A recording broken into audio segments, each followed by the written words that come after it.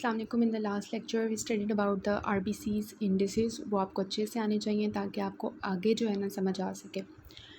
अच्छा, अब हम देखें, ये आपके पास नॉर्मल आपके पास है सारा, उसमें प्लेटलेट्स हैं, आरबीसीज़ हैं, डब्ल्यूबीसीज़ हैं, काउंट वगैरह भी सारा ठीक है, आरबीसीज़ का कलर भी ठीक है, आरबीसीज़ की अमाउंट भी ठीक है, आरबीसीज़ के सारे इंडिसेस आपको सही नज़र आ रहे हैं, नॉर्मल है, ठीक है। माइक्रोसिटिक में क्या होगा, आरबीसीज़ छोटे छोटे हो जाएंगे, मैक्रोसिटिक में क्या होगा, बड़े बड़े हो जाएंगे नॉर्मल से। जो एमसीवी हमने पढ़ा था आपको, उसका क्लियर एंड कट कॉन्सेप्ट होना चाहिए, वो क्या चीज़ है मैं यहाँ पर रिपीट नहीं करूँगी। और इसके अलावा हाइपोक्रोमिक, हाइपोक्रोमिक क्या होता है कि उनका कलर जो है वो लॉस होना शुरू हो जाता है। मैंने आपको बताया था कि एक्चुअली यहाँ पे क्या होता है, आपकी हीमोग्लोबिन होती है, हीमोग्लोबिन ये आपको क्लियर एंड कट होना चाहिए चीज़ें। हीमोग्लोबिन किससे बनी होती है, हीम से और ग्लोबिन से। ग्लोबिन की यहाँ पे हम बात नहीं कर रहे, हम हीम की बात कर रहे हैं, क्योंकि हीम के अंदर दो चीज़ें होती हैं, आयरन होता है और प्रोटोपोरफायरिन होती है। प्रोटोपोरफायरिन की हम यहाँ पे बात नहीं करेंगे, we are concern with iron deficiency anaemia, तो इसमें हम आयरन की डिस्कस करेंगे बात। अब होता क्या है कि जब हमारी जो है हीम और ग्लोबिन में जो है वो हीम थी, हीम में आयरन थी और प्रोटोपोरफायरिन थी, ठीक है। अब आयरन डेफिशिएंसी एनीमिया में क्या होगा कि आपके पास जो है वो आयरन नहीं बनेगा, आयरन नहीं होगा, आयरन नहीं होगा बॉडी में, आयरन डेफिशिएंसी होगी तो हीम नहीं बनेगा, हीम नहीं बनेगा तो हीमोग्लोबिन नहीं बनेगा, हीमोग्लोबिन नहीं बनेगा तो मैंने आपको बताया था आरबीसीज़ के अंदर हीमोग्लोबिन होती है, उसने ऑक्सीजन को कैरी करना होता है, उसको कलर देना होता है, आरबीसी को हमारा रेड प्यारे प्यारे आरबीसीज़ बनाने होते हैं, उसको कलर देना होता है। अब जब हमारे पास हीमोग्लोबिन नहीं होगी तो आरबीसीज़ को जो नॉर्मल उनका रंग मिलना होता है लाल रंग का, वो अब नहीं मिलेगा। तो हमारे जो आरबीसीज़ होंगे वो क्या हो जाएंगे, वो हाइपोक्रोमिक नहीं हो जाएंगे, उनका कलर इस तरह से लाइट लाइट नहीं हो जाएगा, वो रेड रेड तो नहीं होंगे अब उस तरह के, ठीक है। तो इस वजह से वो हाइपोक्रोमिक हो जाएंगे, ठीक है। तो हाइपोक्रोमिक हो गया। अब हमने डिस्कस करना है कि माइक्रोसिटिक क्यों होते हैं, छोटे छोटे आरबीसीज़ क्यों हो जाते हैं, ठीक है। तो इसके लिए ये देखें, ये इरिथ्रोपोइसिस होती है जिसमें एक्चुअली हमारे आरबीसीज़ जो है वो फाइनल अपनी फॉर्म में आ रहे होते हैं, ठीक है। लीनिएज होती है, पहले देखें कितना बड़ा सा हमारे पास एक सेल बनता है, फिर ऐसा ऐसा आपने चीज़ों में पढ़ा होगा, प्रोइथ्रोब्लास्ट वगैरह वगैरह, उनके डिटेल में हमें जाने की जरूरत नहीं है, बस ये देखना है कि विद हमारे पास ईच डिवीजन क्या होता है कि आरबीसी छोटे छोटे होते हैं और फाइनल हमारा आरबीसी मेच्योर हो जाता है, बन जाता है, ठीक है। अब होता क्या है, जब हमारी बॉडी में हीमोग्लोबिन की डेफिशिएंसी होती है, क्यों क्यों डेफिशिएंसी है, क्योंकि आयरन नहीं है, ठीक है। हीमोग्लोबिन की डेफिशिएंसी है तो आयरन नहीं है, उसकी वजह से हीमोग्लोबिन नहीं है। जब हीमोग्लोबिन नहीं है ना, तो हमारी जो बोन मैरो होती है, जब वो इरिथ्रोपोइसिस कर रही होती है, आरबीसीज़ की प्रोडक्शन कर रही होती है, मेच्योरेशन कर रही होती है, तो वो कहती है कि मैं किसी तरह वो जो आरबीसीज़ का प्यारा सा कलर है वो लेके आऊँ, ठीक है। क्योंकि हीमोग्लोबिन तो है नहीं है, उसने मेरे आरबीसी का कलर ही उड़ा दिया पकड़ के, नहीं है। तो वो ना, वो क्या करती है, वो एक और डिवीजन करती है, ठीक है। बोन मैरो एक नॉर्मल जो डिवीजन होती है उससे और डिवीजन करती है, जिससे यदि किसी ना किसी तरह तो उसका रंग आ जाए, लेकिन वो डिवीजन एक कर देती है, कर तो वो देती है, उससे आरबीसी छोटा हो जाता है, पहले से ज़्यादा छोटा हो जाता है, लेकिन उसका कलर फिर भी वापस नहीं आता, ठीक है।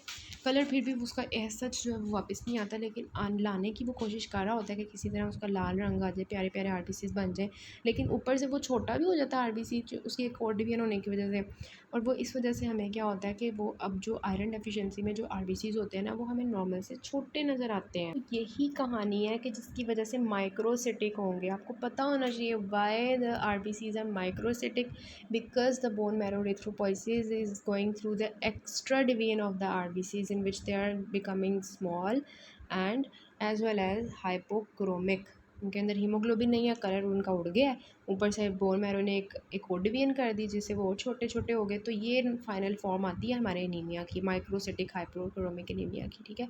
तो ये एक्चुअली कौन सा होगा, इसमें जब भी आपको पता होना चाहिए माइक्रोसिटिक हाइपोक्रोमिक एनीमिया, तो that is iron deficiency anaemia. और उसकी सारी आपको जो है वो क्लियर एंड कट कॉन्सेप्ट होना चाहिए why they are microcytic hypochromic.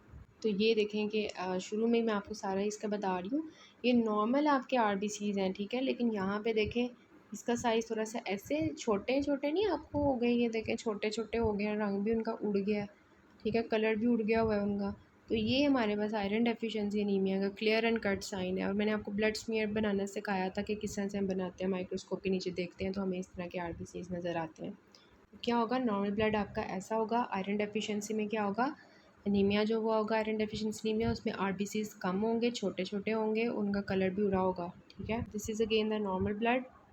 और ये आपका एनीमिक ब्लड है जिसमें छोटे छोटे आरबीसीज हैं, उनका रंग भी उड़ गया हुआ है। अब हम बात करते हैं जो हमारे नॉर्मल सोर्सेज होते हैं आयरन के, वो क्या होते हैं। एक हीम आयरन होती है और एक नॉन हीम आयरन होती है। हीम आयरन आपने याद रखनी है, जो एनिमल्स से आयरन हम ऑब्टेन करते हैं वो हीम आयरन होती है, ठीक है। मीन्स दैट जो हीमोग्लोबिन का हीम पार्ट बना रही होती है, ठीक है, तो वो हमारी होती है एनिमल, ठीक है। और नॉन हीम आयरन कौन सी होती है, जो लीफी वेजिटेबल्स मीन्स प्लांट से आ रही होती है, ठीक है। और हीम आयरन में फॉर एग्जांपल आपको पता होना चाहिए, अगर आपसे कोई पूछता है मतलब as a doctor you should know, कि अगर आपसे कोई पूछता है कि मुझे आयरन की कमी है, मैं क्या डॉक्टर साहब क्या खाऊं, तो आप उसको बताएं कि जी आप जो है वो फ़िश खाएं, पाउल्ट्री खाएं, ठीक है, अंडे शंडे खाएं, आप मीट खाएं, ठीक है, इस तरह की चीज़ें खाएं। और नॉन हीम क्या है, जिसमें हमारे पास ये चीज़ें आ जाती हैं, लीफी वेजिटेबल्स हैं, लेग्यूम्स हैं, बीन्स हैं, सीरियल्स हैं, मिल्क हैं, तो ये हमारे पास नॉन हीम आयरन है।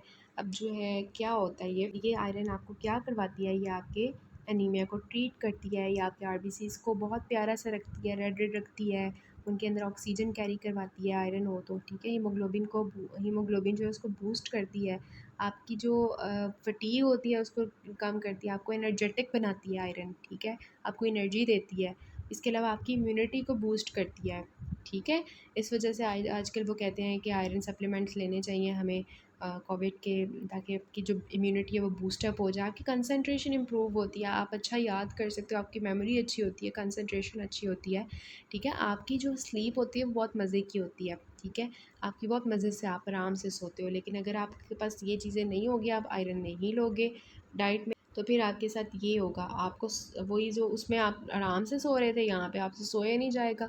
वो ज़्यादातर कहते हैं रेस्टलेस लेग सिंड्रोम हो जाता है, पेशेंट ऐसे कभी कभी उस तरफ लेटता है, कभी उस तरफ लेटता है, मतलब कि उसे लेटा ही नहीं जाता, उसे वो ऐसे लगता है टांगे हिलाता रहता है, मतलब सोता कम है, टांगे हिलाता रहता है, वो डिस्टर्ब सा होता है, फीलिंग वीक और tired all of the time, ठीक है। शॉर्टनेस ऑफ ब्रेथ हो जाती है, क्योंकि ऑक्सीजन नहीं है ना, ऑक्सीजन डिमांड नहीं पूरी हुई, हीमोग्लोबिन ही नहीं है, और इम्यूनिटी नहीं होगी तो इन्फेक्शन होना शुरू हो जाएगा, ठीक है। आपके हाथ पाँव ठंडे होना शुरू हो जाएंगे, ठीक है। स्किन पेल होना शुरू हो जाएगी, क्योंकि ऑक्सीजन ही नहीं है। और ये देखें, आपको मैं अभी दिखाऊंगी बाद में वो किस तरह से नज़र आती है, और ये पाइका है। हर जो वो फजूल सी चीज़ें होती हैं, खाने ना खाने वाली चीज़ें, वो पेशेंट खाना शुरू कर देता है। So what is pica? Pica is the need to eat dirt and other non food stuff, के पेशेंट जो है वो खाने के अलावा जो फूड की चीज़ें होती हैं जो नॉर्मली ह्यूमन को कंज्यूम करनी चाहिए, उसके अलावा कुछ खाना शुरू कर देता है, मिट्टी खाएगा, ये वो प्रेगनेंसी में स्पेशली होता है। फिजियोलॉजिकल आयरन डिमांड ज़्यादा हो जाती है, तो प्रेगनेंसी में बहुत ज़्यादा दिल करता है कि जी मिट्टी खाओ, ये खाओ, वो खाओ, ठीक है। तो इस तरह की चीज़ें होती हैं। सो ये आपके पास जो है आयरन आयरन डेफिशिएंसी के साइंस होते हैं। फटीग होती है, टायर्डनेस होती है, शॉर्टनेस ऑफ ब्रेथ होती है, डिप्रेशन होती है, ठीक है। ये साइंस आपने अपने अंदर नोट करने होते हैं, बिकॉज फीमेल्स के अंदर iron deficiency is very common because of the menstruation. क्या होता है, उनका बहुत ज़्यादा ब्लड लॉस होता है उस दौरान। अगर किसी को, अगर साथ में कोई डिसऑर्डर्स भी हैं कि हैवी ब्लीडिंग हो रही है, तो जिसको हम मेनोरेजिया कहते हैं, अगर वो वाली चीज़ें हैं, ठीक है, या मेट्रोरेजिया है, तो उसमें क्या होता है कि बहुत ज़्यादा आयरन डेफिशिएंसी होती है, we should take the iron supplements, ठीक है। और देखिए हेयर लॉस, ये तो बहुत ज़्यादा कॉमन होता है, डिप्रेशन हो जाता है, शॉर्टनेस ऑफ ब्रेथ होती है, फटीग होती है, रेस्टलेस लेग सिंड्रोम मैंने आपको बताया ना कि रेस्टलेस लेग होती है, फ्रीक्वेंट हेडेक्स होते हैं, इंक्रीज सेंसिटिविटी टू कोल्ड, बहुत सर्दी लगती है, और ब्रिटल नेल्स हो जाते हैं, नेल्स बहुत ज़्यादा ना ऐसे मतलब वीक से हो जाते हैं। तो ये सारे आयरन डेफिशिएंसी के साइंस होते हैं, यू शुड नोट दैम, ठीक है। ये आपके पास नॉर्मल जो है वो नेल्स होते हैं आपके कन्वेक्स सरफेस वाले, लेकिन आयरन डेफिशिएंसी में आपके स्पून शेप नेल्स हो जाते हैं, as you can see in this figure के देखें, स्पून शेप, स्पून अंदर से कनकेव होता है ना, इसी तरह हमारे नेल्स भी ऐसे कनकेव हो जाते हैं, ठीक है। और साथ में क्या होता है, स्किन पेल होना शुरू हो जाती है, हमारी जो कंजक्टाइवा होती है वो भी पेल होना शुरू हो जाती है। नॉर्मल आपकी कंजक्टाइवा ऐसे रेड होती है, लेकिन आयरन डेफिशिएंसी में आपने कहते हैं ना पेल हो गया पेशेंट, ठीक है। तो जॉन्डिस के अंदर आप स्क्लेरा के ऊपर पेल पेल पेल देखते हो, ठीक है, स्क्लेरा को देखते हो कि वो पेल है कि नहीं। यहाँ पे आपने याद रखना आयरन डेफिशिएंसी में कंजक्टाइवा को पेल देखते हो, कंजक्टाइवा पेल हुई होती है, तो ये आपके पास है कि कंजक्टाइवा पेल हुआ हुआ है। साथ में आपके जो नेल बेड्स हैं वो भी पेल हुए होते हैं, लिप्स भी पेल हुए होते हैं, लिप्स यहाँ पे शो नहीं होते, वो भी पेल हुए होते हैं आयरन डेफिशिएंसी में। ये होता है स्पीयर आयरन डेफिशिएंसी में, ये नहीं है कि आयरन डेफिशिएंसी होगी साथ ये होगा। ये नेल चेंजेस मैंने आपको बताया, स्पून शेप मैंने आपको दिखाए थे, साथ में ब्रिटल नेल्स, इस तरह के नेल्स हो जाते हैं आयरन डेफिशिएंसी के लोगों को, इसको हम कोइलोनिकिया कहते हैं। ये देखें, इसमें से कौन सा आपको आयरन डेफिशिएंसी लग रही है, ये वाली लग रही है कि ये वाली लग रही है? ये वाली लग रही है ना, पेल स्किन हुई हुई है, वो तो थोड़ी सी वो रेड रेड है, ये पेल स्किन है, ये iron deficiency, severe iron deficiency इस पेशेंट को। अब अभी तक हमने ये डिस्कस किया कि आयरन डेफिशिएंसी एनीमिया क्या होता है, किस तरह से होता है, और कौन से उसकी डाइटरी सोर्सेज होते हैं, और इसकी जो है हमने देखा साइंस एंड सिम्टम्स क्या होते हैं आयरन डेफिशिएंसी के, ठीक है। अब हम डिस्कस करते हैं इसकी पैथोजेनेसिस जो कि इंपॉर्टेंट है, ठीक है। अब आपके पास फूड आयरन मैंने आपको बताया दो तरह से होता है, हीम आयरन होता है जो आप एनिमल से ऑब्टेन करते हो, नॉन हीम आयरन होता है जो आप प्लांट से ऑब्टेन करते हो, ठीक है। अब जो हीम आयरन होता है ना, ये आपका ड्यूडिनम है, आपने याद रखना है जो आपकी आयरन की ऑब्जॉर्प्शन होती है वो ड्यूडिनम में होती है, ठीक है, ड्यूडिनम में होती है।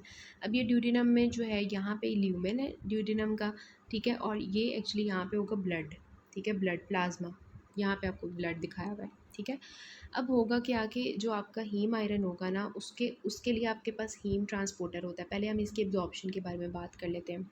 उसके लिए जो ट्रांसपोर्टर होता है that is the haem transporter, वो आपको अंदर आपको जो है आयरन को पकड़ के अंदर ले आता है ड्यूडिनल सेल के अंदर। फिर जो हमारे पास होती है यहाँ पे आके जो है आयरन स्टोर हो जाती है in the form of ferritin, ठीक है। याद रखना है जो फेरेटिन आयरन होती है वो स्टोर्ड फॉर्म में होती है, ठीक हो गया। उसके बाद हमारे पास क्या होता है कि ये हमारे पास जो फेरेटिन स्टोर फॉर्म में होती है, ये हमारे पास लॉस होता है इनका shedding of the epithelial cells के। अगर एपिथेलियल सेल शेड हो रहे होते हैं तो ये लॉस भी होते हैं, फीसिस वगैरह में एलिमिनेट भी हो रहे होते हैं, सिंपल सी बात है, ठीक है। अब होता क्या है आगे हमारे पास कि ये हमारे पास नॉन हीम आयरन है। अब यहाँ पे अगर आप देखें ना नॉन हीम आयरन को, ठीक है, तो इनको ना अब इसको ज़रूरत होती है कि ये हमारे पास किस फॉर्म में जाए, Fe+2 फॉर्म में जाए, ठीक है, फेरस फॉर्म में जाए, फेरस, ठीक है, फेरस फॉर्म में जाए। Fe+3 को Fe+2 में कन्वर्ट करना होता है किस एंजाइम ने, हमारे ड्यूडिनल साइटोक्रोम बी एंजाइम ने, ठीक है। जब वो इसको Fe+2 में कन्वर्ट कर लेता है फिर ही ये हमारे पास जो है ना सेल के अंदर जा सकता है, अदरवाइज़ ये नहीं जा सकता। Fe+3 फॉर्म में नॉन हीम आयरन होता है, उसको पहले Fe+2 में कन्वर्ट करना पड़ता है फिर ये हमारे पास अंदर जाता है, ठीक है। अब जो है ना Fe+2 में तो कन्वर्ट हो गया, साइटोक्रोम बी ने उसको Fe+2 में फेरस में कन्वर्ट कर दिया, ठीक है। अब इसने जाना है हमारे ड्यूडिनल सेल के अंदर, तो उसके लिए तो हीम आयरन के लिए तो हमारा हीम ट्रांसपोर्टर था ना, लेकिन इसके लिए हमारे पास DMT1 ट्रांसपोर्टर है जो कि आपकी बुक्स में लिखा हुआ है कि इसका नाम होता है डाइवेलेंट मेटल ट्रांसपोर्टर 1, ठीक है। अब ये आ जाता है कुछ तो हमारा फेरेटिन के फॉर्म में स्टोर हो जाता है और वही थोड़ा सा हमारे पास लॉस हो जाता है उसका। बाकी जो होगा वो हमारे पास हो जाएगा कहाँ पे, फेरोपोर्टिन के पास चला जाएगा। और फेरोपोर्टिन जो होगा ये दोनों हीम आयरन भी नॉन हीम आयरन भी, फेरोपोर्टिन जो होगा वो उसको Fe+2 में जो है वो बाहर ले आएगी। Fe+2 बाहर आया, लेकिन अब इसने ब्लड में जाना है, तो Fe+2 तो इंटेस्टाइनल सेल्स के अंदर था ना, अब इसने दोबारा से Fe+3 में कन्वर्ट होना है विद द हेल्प ऑफ हेफेस्टिन, ठीक है। हेफेस्टिन इसको Fe+3 में कन्वर्ट करेगा, फिर हमारा Fe+3 ब्लड में जा पाएगा। Fe+2 ब्लड में नहीं जा सकता, बात याद रखनी है, ठीक है। ब्लड में जाएगा Fe+3 और हमारा प्लाज्मा ट्रांसफेरिन होता है। फेरेटिन याद रखना स्टोरेज आयरन होता है, स्टोर्ड आयरन होता है, और जो ट्रांसपेरिन होता है ना वो हमारे ब्लड के अंदर आयरन को ट्रांसफ़र कर रहा होता है, ठीक है। और ये हमारे पास हो गया, अब जाके हमारे पास स्टोर हो जाएगा मैरो के अंदर, ठीक है। ट्रांसपेरिन इसको मैरो के अंदर ले जाएगी, वहाँ पे जाके फेरेटिन की फॉर्म में स्टोर हो जाएगा। फिर होता है कि हेप्सिडिन होता है जो हमारे फेरोपोर्टिन को इनहिबिट कर रहा होता है। अब जब ये इसको फेरोपोर्टिन को इनहिबिट करेगा तो फेरोपोर्टिन जो हमारे आयरन को एब्जॉर्प्शन कर रही थी वो नहीं कर पाएगी और आयरन जो है वो ब्लड में एब्जॉर्ब नहीं होगा। आयरन के जो ब्लड लेवल्स होंगे वो कम हो जाएंगे। इट मीन्स दैट जो हमारा हेप्सिडिन होता है that is a negative regulator of the iron, ठीक। ये हेप्सिडिन की कहानी है कि जब भी इन्फ्लेमेशन होती है तो उस दौरान क्या होता है कि हमारे मैक्रोफेजेस जो होते हैं वो हमारे पास इन्फ्लेमेशन में होते हैं ना, तो वो इंटरल्यूकिन 6 रिलीज़ कर रहे होते हैं। इंटरल्यूकिन 6 जो है वो हेपेटोसाइट के पास जाते हैं, मतलब लिवर के सेल के पास जाते हैं। लिवर क्या रिलीज़ करता है आपको पता है, बहुत सी प्रोटीन्स वगैरह रिलीज़ करता है जिसमें से वो एक हेप्सिडिन रिलीज़ कर रहा होता है। तो जो लोग हमारे पास इन्फ्लेमेशन के होते हैं, जिनको इन्फ्लेमेशन जिनकी बॉडी में चल रही होती है, तो उनके मैक्रोफेजेस जो होते हैं वो इंटरल्यूकिन 6 रिलीज़ करके लिवर में से हेप्सिडिन निकालते हैं। हेप्सिडिन जब बाहर आ जाता है तो वो हमारे मैक्रोफेजेस में जो है वो उसमें क्या करना होता है, मैंने आपको बताया कि वो फेरोपोर्टिन को इनहिबिट कर देता है जिसकी वजह से आयरन की जो ब्लड में एब्जॉर्प्शन होनी होती है वो नहीं होती, ठीक है। और होता क्या है कि जो हमारे इन्फ्लेमेशन के दौरान हमारे बैक्टीरिया आए होते हैं ना, तो बैक्टीरिया वो कहता है, वो जो हेप्सिडिन कहता है कि मैंने बैक्टीरिया को आयरन नहीं देना, वो अपनी ग्रोथ करवाना शुरू कर देंगे। तो इतने में वो उनकी ग्रोथ को बचाते बचाते कि मेरे जो बैक्टीरिया हैं वो आयरन को लेके ग्रो ना होना शुरू हो जाए, वो हेप्सिडिन जो है वो आयरन की एब्जॉर्प्शन को कम करवाता है, उसकी स्टोरेज को ज़्यादा करवाता है, ठीक है। आयरन की स्टोरेज ज़्यादा होती है in the form of ferritin, और मैक्रोफेजेस जो होते हैं उनके अंदर आयरन फंसा रहता है, मीन्स दैट उसको बाहर निकलने की जगह नहीं मिल रही होती, ठीक है। और इंटेस्टाइनल एब्जॉर्प्शन कम हो जाती है और मैक्रोफेजेस की जो आयरन रिलीज़ होती है वो भी कम होती है, ठीक है। ये आपको पास शो कर रहे हैं कि hepcidin is a negative regulator of the iron absorption. अब ये आपके पास जो है वो लो हेप्सिडिन है और ये हाई हेप्सिडिन है। लो हेप्सिडिन होगा मीन्स दैट आयरन ज़्यादा से ज़्यादा आपके ब्लड में जाएगा, आयरन रिलीज़ होगा आपके प्लाज्मा में, क्योंकि फेरोपोटिन यहाँ पे वर्क कर रहा है, ठीक है। और हाई हेप्सिडिन होगा, जैसे फॉर एग्जांपल हमने देखा इन्फ्लेमेशन के केस में, उसमें हेप्सिडिन का लेवल ज़्यादा हो जाता है, या ऐसा केस जिसमें आयरन का अपटेक बहुत ज़्यादा है, हम बहुत ज़्यादा आयरन हमारी बॉडी में हो गई है, फॉर एग्जांपल हीमोक्रोमेटोसिस, ठीक है। हीमोक्रोमेटोसिस में क्या होता है कि एक्चुअली सॉरी उसमें हाई हेप्सिडिन का लेवल लो होता है, जिसकी वजह से आयरन ज़्यादा एब्जॉर्ब होता है। हीमोक्रोमेटोसिस समवट की जिसमें आयरन की एब्जॉर्प्शन ज़्यादा हो रही होती है। मैं आपको बता रही हूँ एनीमिया के केस में, एनीमिया के केस में क्या होता है, हाई हेप्सिडिन होता है, ठीक है। जिसकी वजह से क्या होता है कि हमारे पास जो फेरोपोटिन होता है ना, हेप्सिडिन जाके उसको क्या करता है, ब्लॉक कर देता है, जिसकी वजह से क्या होता है, आयरन प्लाज्मा में रिलीज़ नहीं हो रहा होता। तो इट मीन्स कि आयरन का जो प्लाज्मा में लेवल होगा एनीमिया में वो कम हो जाएगा बिकॉज ऑफ द हाई हेप्सिडिन, ठीक है। ये इसकी छोटी सी कहानी है हेप्सिडिन और आयरन की। इन शॉर्ट हम ये बात करेंगे कि hepcidin is inversely proportional to the iron concentration in the plasma, and hepcidin is directly proportional to iron stored concentration. कि आयरन स्टोर्ड कंसनट्रेशन हेप्सिडिन जितना ज़्यादा होगा आयरन स्टोर फॉर्म में उतना ज़्यादा होगा, हेप्सिडिन जितना ज़्यादा होगा आयरन उतना प्लाज्मा में कम होगा। बाकी हम नेक्स्ट पार्ट से करते हैं।